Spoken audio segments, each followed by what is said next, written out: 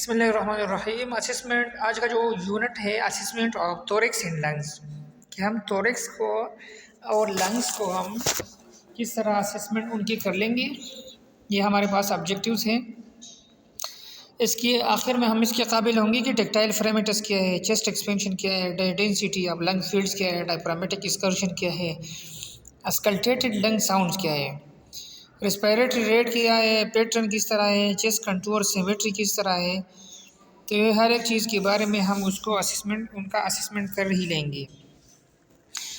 तो यहाँ पर एक पॉइंट दिया गया है। तो यहाँ पर एक पॉइंट आपने देखा कि चेस्ट कंटूर, तो ये चेस्ट कंटूर है कि आपने मरीज़ को बिल्कुल सीधा या बिठाना है या खड़ा करना है, और जब खड़ा हो जाए तो उसकी जो हाथ है वो साइड पे होंगे, तो बिल्कुल वो आपको चेस्ट सही तरीके से वो आप असेस ही कर सकते हो। नीचे एक लफ्ज़ यह है टेक्टाइल फ्रेमेटस। तो टेक्टाइल फ्रेमेटस क्या है? ये नॉर्मल लंग साउंड है जो कि चेस्ट वॉल पे पल्पेट हो जाती है साउंड्स की वजह से। जब हम साउंड आवाज़ें निकलवाते हैं मुख्तलिफ़ किस्म की बोलते हैं जब, तो वहाँ पर वाइब्रेशन प्रोड्यूस हो जाती है। तो ये जो लंग साउंड्स है चेस्ट की बिल्कुल साइड के ऊपर आपको क्या करते हैं, आपको पल्पेट कर सकते हो कि यहाँ पर आपको फील होगा जब आप फिंगर्स को रखेंगे। तो ये टेक्टाइल फ्रेमेटस है, ठीक है। फिर चेस्ट एक्सपेंशन है, ये नीचे वाला एक लफ्ज़ दिया है चेस्ट एक्सपेंशन कि टेप हम क्या करते हैं कि चेस्ट के इर्द गिर्द हम इंच टेप, वो जो नापने वाला आला होता है वो हम लगाते हैं।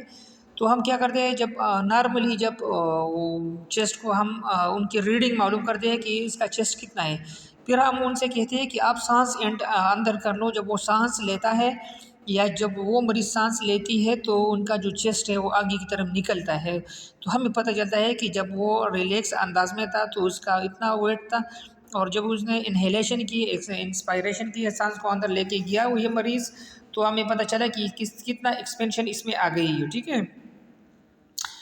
तो हम ये कर सकते हैं। फिर है density of lungs field. Density of lungs field में ये है कि थ्रू ये हम कहते हैं सिटी स्कैन के ज़रिए से हमें पता चलता है कि इसका डेंसिटी क्या है, इसके अंदर कितने मासेस है। इसका मतलब ये है कि लंग्स की जो प्रॉब्लम्स हैं हम उनको मालूम करते हैं डेंसिटी ऑफ लंग फील्ड से। फिर नीचे एक लफ्ज़ दिया गया है कि डायफ्रामेटिक एक्सकर्शन, कि इसका मतलब ये है कि नॉर्मली डायफ्राम जब हमें पता चलता है परकशन से, तो हमें नॉर्मल डायफ्राम के बारे में पता चलता है कि डायफ्राम यहाँ पर मौजूद है।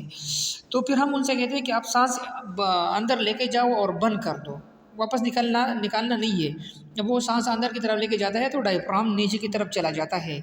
तो अपने नॉर्मल से नीचे की तरफ जब आप ये नापोगे ना, तो 3 से 5 अगर सेंटीमीटर है तो ये ठीक है। अगर 7 से 8 तक सेंटीमीटर या 8 से ज़्यादा हो गया तो इसका मतलब है कि डायफ्राम अपनी नॉर्मल पोजीशन से बिल्कुल नीचे गया, तो इसका मतलब है डायफ्रामेटिक एक्सकर्शन है। फिर एक लफ्ज़ और दिया है अस्कल्टेटेड लंग साउंड्स। कि अस्कल्टेटेड लंग साउंड का मतलब है कि जब आपको स्टेथ के ज़रिए से मालूम करते हैं, कभी कभार व्हीजिंग साउंड्स होते हैं, कभी रेल्स होते हैं, कभी स्ट्राइडर होते हैं, कभी रोनकाई नाम है, कभी स्ट्राइडर, कभी रेल्स, कभी व्हीजिंग। तो ये एबनॉर्मल साउंड आपको सुनाई देगा। अच्छे से रेस्पिरेटरी सिस्टम इंक्लूडिंग इंस्पेक्शन करोगे, पल्पेशन करेंगे, परकशन करोगे, अस्कल्टेशन साउंड मालूम करोगे। पहले इंस्पेक्शन को पता है कि बिल्कुल देखना है, पल्पेशन इसके ऊपर हाँ फिंगर्स लगाना है, परकस करना है, स्ट्राइकिंग अगेंस्ट करना है, auscultation to hear the voice of an organ through state. Changes in respiratory system that are connected of aging process. और एजिंग प्रोसेस के ज़रिए से हमारे रेस्पिरेटरी सिस्टम में क्या हो जाता है, चेंजेस आ जाते हैं। किस तरह? अल्विलाई लूज शेप, हमारे लंग्स के अंदर जो अल्विलाई है वो उसका शेप लूज हो जाती है एंड बिकम बेगी, और बिल्कुल बेकार और बेग नुमा नज़र आता है। डायफ्राम बिकम वीक, और डायफ्राम जो है ना, जो हमारे अंदर डायफ्राम है चेस्ट के अंदर, तो भी कमज़ोर पड़ जाता है, ठीक है ना। तो ये एजिंग प्रोसेस उनके नॉर्मल फिजियोलॉजी है। ये एनाटॉमी है कि आपको बिल्कुल नज़र आ रहा है, सप्लीमेंट आर्टरी एंड वेन है यहाँ पे। ये एपेक्स है, आप एपेक्स है, ये नीचे 4th रिब है, और नंबर 2 की जो रिब है ये वाला, ये तो इन दोनों रिब्स के दरमियान जो एंगल बन जाती है तो इसका नाम है एंगल ऑफ लुइस। इसके और भी नाम नाम है, लेकिन पहले आप ये नोट करो कि इसका नाम है स्टर्नल एंगल और एंगल ऑफ लुइस, ठीक है, या मिनोब्रियो स्टर्नल जॉइंट या एंगल इसको भी कहा जा सकता है। अभी चेस्ट एंड लंग्स के हमारे चेस्ट का जो है ना सीना है और लंग्स है, फेफड़े हैं। The chest and lungs allow for respiration.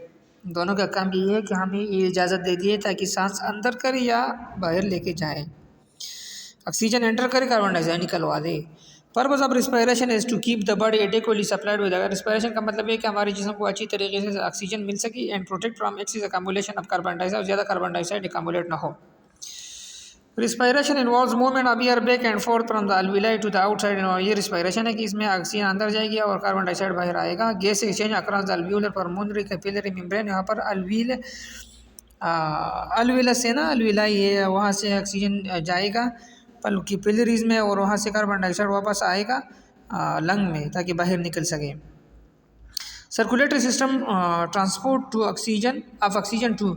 Circulatory system का मतलब ये है कि ऑक्सीजन को ट्रांसपोर्ट करे एंड कार्बन डाइऑक्साइड को बाहर निकलवा दे पेरिफेरल टिश्यू, जो मज़ापात वाले टिश्यू है वहाँ से। चेस्ट और थोरिक्स आपने एक नाम सुना पहले स्लाइड में, तो थोरिक्स और चेस्ट एक ही चीज़ है, ठीक है। ये क्या है, केज एक पिंजरा है, अब बोन, इसमें हड्डियाँ भी है, इसमें कार्टिलेज भी है, इसमें मसल भी है, अजीब। इसमें स्टर्नम भी है, बिल्कुल सीने के जो आपको नज़र आ रहा है ये स्टर्नम है। और मिनोब्रियम है। मिनोब्रियम क्या है, मिनोब्रियम वो चीज़ है कि मैंने अभी आपको बताया मिनोब्रियम जॉइंट है या एंग जॉइंट है जो कि दो रेब्स के दरमियान, सेकंड नंबर रेब्स के दरमियान एक पॉइंट है, ये वाला, ये मिनोब्रियम है, ठीक है ना।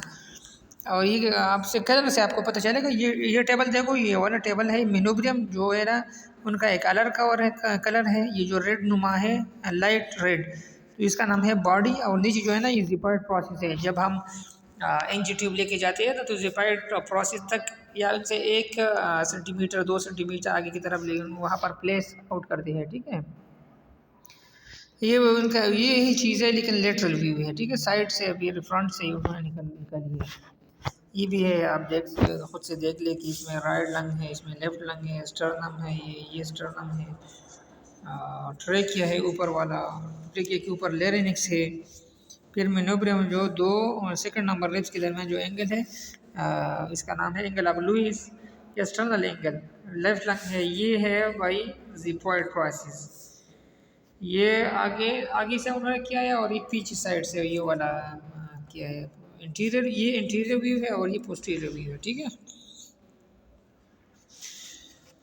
फिर क्या है, चेस्ट या thorax, cage of bone, cartilage and muscle. इसमें जिपॉइड प्रोसेस है, इसमें 12 शेयर्स ऑफ रेब, हमारे इसमें कितने मोर रेब्स हैं, इसमें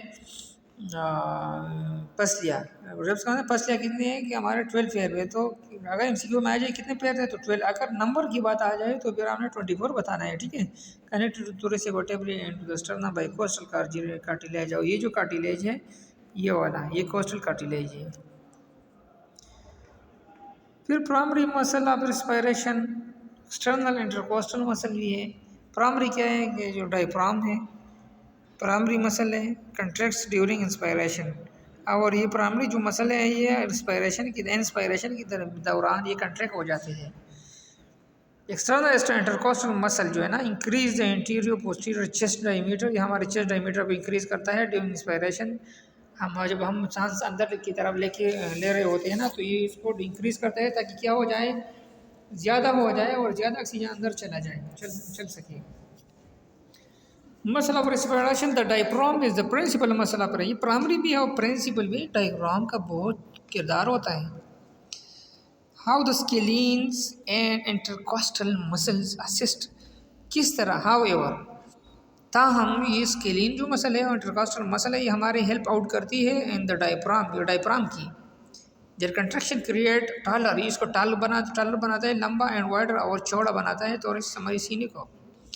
द लंग्स एक्सेल पैसिवली, हमारी जो लंग्स है फेफड़े ये आसानी से फिर वो बाहर की तरफ निकलवाते हैं due to relaxation of the diaphragm, क्योंकि डायफ्राम जब रिलैक्स हो जाता है ना तो वो अपनी नॉर्मल की तरफ आ जाता है, गुम्बद नुमा शक्ल इख्तियार कर लेता है, जिसकी वजह से हमारे फेफड़ों के ऊपर प्रेशर आ जाती है और हमारे अंदर जो ऑक्सीजन है का सारी कार्बन डाइऑक्साइड है वो बाहर की तरफ निकल जाता है।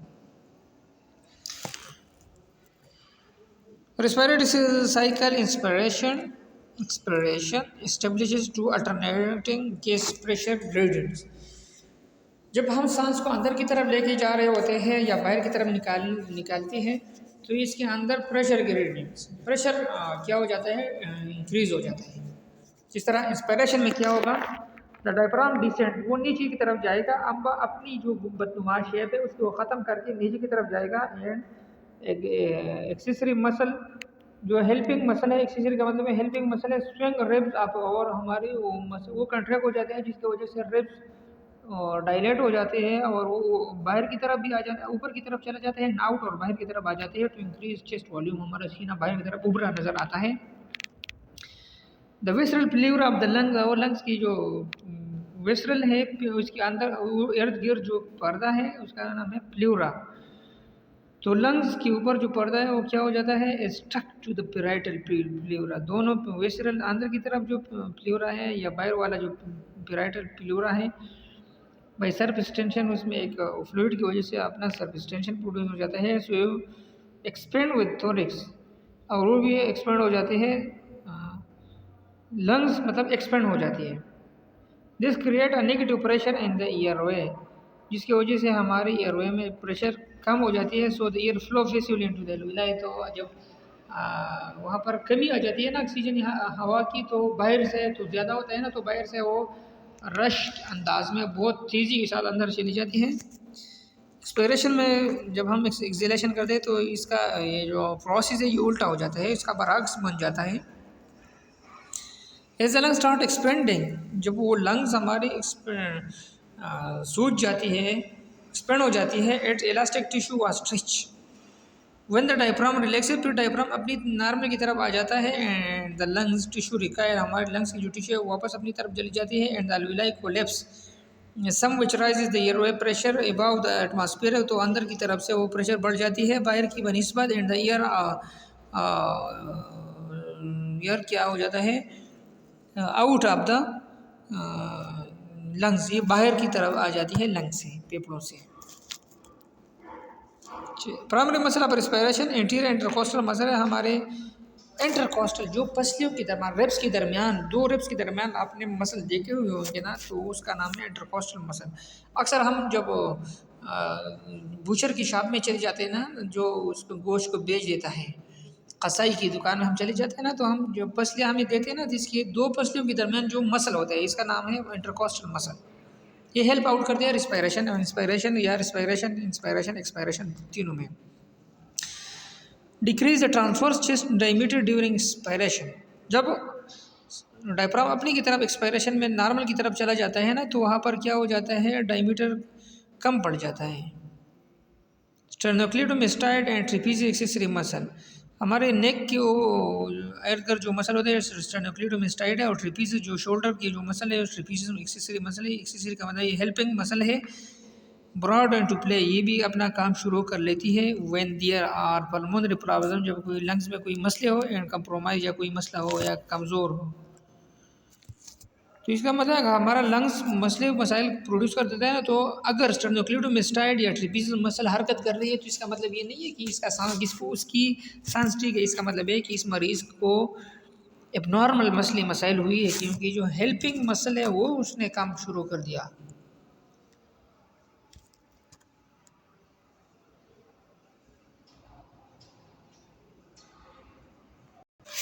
इंटीरियर डिवाइडेड इनटू 3 स्पेसेस, हमारा जो इंटीरियर साइड है चेस्ट का, जो इनकी भी 3 स्पेसेस है। Mediastinum, right and left pleural cavities. Mediastinum situated between lungs, lungs के दरमियान जो रास्ता होता है, जो खिला होता है, इसका नाम मीडियस्टिनम है। कंटेन आल थोरेसिक वेसरा, इसमें बहुत से चीज़ें होती है एक्सेप्ट द लंग्स, लंग्स के अलावा। Right and left pleural cavities line with the parietal and visceral, जो हर एक फेफड़े के ऊपर अपनी 2 पर्दे होते हैं, एक वो पर्दा होता है जो बिल्कुल लंग्स के ऊपर होता है, एक वो पर्दा है जो लंग्स के ऊपर वाला पर्दे के ऊपर होता है, इसके दरमियान फ्लूइड्स होते हैं, फ्लूइड्स के ऊपर वो होता है। तो दो पर्दे होते हैं। Lungs enclose by serous membrane. और लंग्स को हमारे एक मेम्ब्रेन ने क्या होता है घेरा हुआ होता है, इसका नाम है सीरस मेम्ब्रेन। सीरस इसलिए कहते हैं कि फ्लूइड्स फॉर लुब्रिकेशन, की जो फ्लूइड्स सिक्रेट करते हैं ताकि वो क्या हो जाए, लुब्रिकेट रहे। लंग्स क्या है, high elastic lungs paired but not symmetric, दोनों एक जोड़ा है लेकिन एक कलर की नहीं है, एक तरह की नहीं है। राइट लंग्स में 3 लोब्स होते हैं और लेफ्ट लंग्स में कितने लोब्स होते हैं, 2 लोब्स होते हैं। एंड लिंग्यूला, लिंग्यूला का मतलब ये कि टंग लाइक स्ट्रक्चर होता है या टिप और टंग लाइक प्रोजेक्शन, एक टिप होता है या टंग लाइक प्रोजेक्शन होता है एक चीज़ की। तो ये लोब है, आप देख सकते हैं, ये राइट लंग है, ये लेफ्ट है, राइट में 3 है और लेफ्ट में 2 है। लोब कंटेंट्स इसमें ब्लड वेसल होते हैं, लिम्फेटिक सिस्टम भी होता है ताकि वो अपनी चीज़ों को, ये जो बेकार चीज़ें होते हैं फ्लूइड्स होते हैं वो उसको सर्कुलेट करते वापस लेके जाते हैं। नर्व्स भी होते हैं, अल्व्यूलर डक्ट्स भी होते हैं और अल्विलाई एज मिनी 300 मिलियंस, हर एक एडल्ट में 300 मिलियन, 1 मिलियन 10 लाख का होता है ना, तो आप उनके साथ मल्टीप्लाई करो आपको पता चला है कितने मिलियन अल्विलाई है इसमें। ये इनकी लोब्स है। अपर ईयरवे क्या है, अपर ईयरवेज, इसका मतलब काम क्या है कि उसको वार्म करता है, ह्यूमिडिटी ह्यूमिडिफाई उसको मौजून बनाता है ताकि एयर हवा को before it reaches to the lower track, जब वो नीचे की तरफ चला जाता है, टर्बुलेंस, लोअर ट्रैक टर्बुलेंस, वहाँ की उनकी खल्त मल्त होना, मिक्सअप होना या बेतरतीबी, and mucus in snare particles and bacteria which are swept by cilia, और इसके अंदर सीलिया होते हैं, छोटे छोटे सीलिया होते हैं, हेयर्स होते हैं जो कि हमारे बैक्टीरिया और इन सारी चीज़ों को वो ट्रैप करते हैं। तो पेरेंस या पेरेंस को क्या करते हैं, पेरेंस की तरफ लेके जाते हैं ताकि या स्टमक की तरफ जाए या बाहर एक्सपेक्टोरेटेड हो जाए, और बाहर लोग थूक दें उसको। ईयरवे कार्टिलेज और अंदर इसके ईयरवे के अंदर कार्टिलेज भी है, prevents collapse from negative pressure है, उसके अंदर प्रेशर होता है ना, तो ऐसा ना हो कि हमारी सांस की नलियाँ एक दूसरे से चिपक जाए, तो उसको बचाने के लिए एयरवे कार्टिलेज होता है इसमें। Cartilage stops at the transition from 1 million bronchiole, जब ब्रांक्यूल तक वो चला जाता है ना, ट्रेकिया है फिर ब्रांकाई है, ब्रांक्यूल्स तक जब वो चला जाता है ना, तो ब्रांक्यूल में फिर क्या नहीं है, कार्टिलेज नहीं है।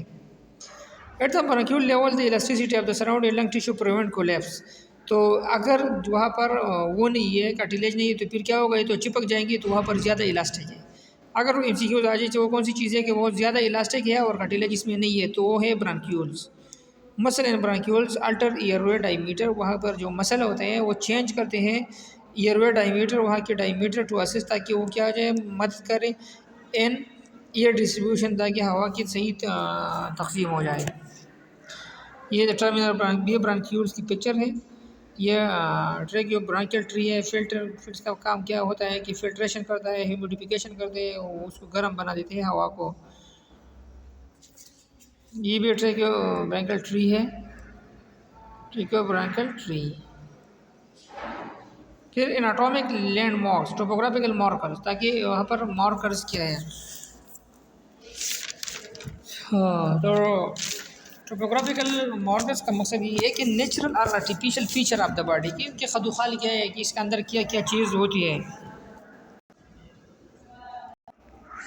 तो इसमें आपको नज़र आएगा नेपल्स आएंगी, मेनोब्रियोस्ट्रनल जंक्शन, मैंने अभी आपको बताया कि मेनोब्रियोस्ट्रनल जंक्शन या एंगल ऑफ लुईस वो जंक्शन होते हैं जो सेकंड रिब्स होती है ना, जो दूसरे नंबर पर जो दो पसलियाँ होती है आपस में जब मिल जाती है, जिस पॉइंट पे वो मिल जाती है तो उसका नाम है, यही जंक्शन है, मेनोब्रियो स्टर्नल जंक्शन है या एंगल ऑफ लुईस इसको भी कहा जाता है। और इसके नाम है सुप्रास्टर्नल नॉच है, कॉस्टल एंगल्स, कॉस्टल एंगल्स का मतलब है पसलियों की जो एंगल्स बनाती है ना, जो जिस पॉइंट पर अटैच हो जाता है वहाँ पर एंगल हो जाती है, मतलब ये स्टर्नम है। तो यहाँ पर ये आ गया है, तो ये जो एंगल उन्होंने बन चुकी, ये उनकी अपनी एंगल्स होते हैं। कार्टिलेज प्रोमिनेंस, उनकी जो प्रोमिनेंस है, या क्लेविकल्स है, क्लेविकल तो सब ये तो आप सब जानती होंगे, ये इसका नाम है टोपोग्राफिकल मार्कर। ये है एंगल ऑफ लुईस, ये वाला, जब यहाँ से एक रिब्स आ जाती है यहाँ पर, तो इस पॉइंट के ऊपर ये मिल जाती है, ठीक है ना, से नंबर सेकंड रिब्स पे। नेपल है, कोस्टल एंगल है यहाँ पे, ये सारी ये यहाँ पर एक आ गई है, यहाँ पर आ गई है, तो ये एंगल बन गई है यहाँ पे, तो ये कोस्टल एंगल है। कोस्टल का मतलब ये है कि ये कोस्टल का मतलब है रिब्स, पसली।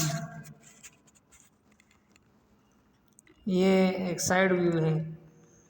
ओल्डर एडल्ट, ओल्डर एडल्ट, बड़े उम्र के जो लोग होते हैं ना, barrel chest from loss of muscle strength. ये बैरल चेस्ट क्यों बन जाते हैं? From loss of muscle strength, क्योंकि मसल कमज़ोर हो गई, एंथोरिक सीने में डायफ्राम और डायफ्राम की भी कमज़ोर हो गई, एंड लॉस लंग्स रेजिलेंस, या उसके रेजिस्टेंस पावर ना हो, तो ये अंदर की तरफ चला जाएगी। सीना, सीने के दोनों से उनका जो सीना है वो बिल्कुल आपको अंदर की तरफ गई होगी, इसके अंदर एक लाइन सी होगी बैरल नुमा। Skeletal changes emphasize dorsal curve of the thoracic spine, या अगर ये है ना कि ये डोर्सल की तरफ, ये क्या होगा, अंदर की तरफ गया होगा। अलविलाई लेस इलास्टिक, क्योंकि उनके अलविलाई क्या है, इसमें लचक नहीं है, काजिंग फटीक, थकावट होगी, एंड डिस्पनिया, और सांस लेने में उनको दुश्वारी होगी, अन एक्सर्शन, जब वो उसके ऊपर जोर आएगा, जब वो काम करेगा। डिक्रीज इन वाइटल कैपेसिटी, उसकी काम करने की सलाहियत कम हो जाएगी। इंक्रीज इन रेजिजुअल वॉल्यूम, इसके अंदर बहुत सारी हवा रह जाएगी। म्यूकस मेम्ब्रेन ड्रायर, और हमारे जो म्यूकस मेम्ब्रेन है वो क्या हो जाएगा, ड्राई हो जाएगा, क्योंकि हमारे लंग्स खराब हो गई है ना। टाइडल वॉल्यूम, तो टाइडल वॉल्यूम ये उस चीज़ का नाम है जब हम अंदर की तरफ हवा लेके जाते हैं और बाहर की तरफ। नॉर्मली हम ज़्यादा हवा अंदर की तरफ लेके जाते हैं और कम हवा निकालते हैं।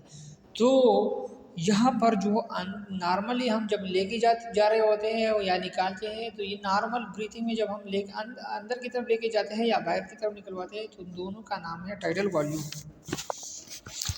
Tidal volume is the amount of air that is move in और आउट, जो कि अंदर गया या बाहर निकला अब लंग से, विद ईच रेस्पिरेटरी साइकिल, हर एक रेस्पिरेटरी साइकिल में। That measure about 500 ml millilitre in average healthy body. Normally ये क्या कितना है, 500 ml है। It measure ml male in approximately 400 in healthy female, और अक्सर फीमेल में कम होती है। रेजिडुअल वॉल्यूम क्या है कि जब हम कुछ हवा अंदर की तरफ लेके जाते हैं और बाहर की तरफ फिर निकालते हैं, तो कुछ हवा हमारे लंग्स में रह जाती है, ताकि हमारी लंग्स कोलैप्स ना हो, एक दूसरे के साथ न मिल सके, इसकी टर्गर प्रेशर मेंटेन रही। तो कुछ रेजिजुअल वॉल्यूम, रेजिजुअल का मतलब है बाकी रह जाता है। The amount of air that remains in the person's lungs after food exam, मैंने अभी बताया, it is used tests to measure a person's residual air volume to help check how well the lungs are functioning। अगर residual volume normal हो तो इसका मतलब है कि फंक्शन सही कर रहा है। It is normal to have some air remain after exhaling, ये ज़रूरी है कि कुछ हवा अंदर रह जाए, to keep the lungs from collapsing, ताकि हमारी फेफड़े कोलैप्स ना हो सके। रिव्यू ऑफ रिलेटेड हिस्ट्री, हम रिव्यू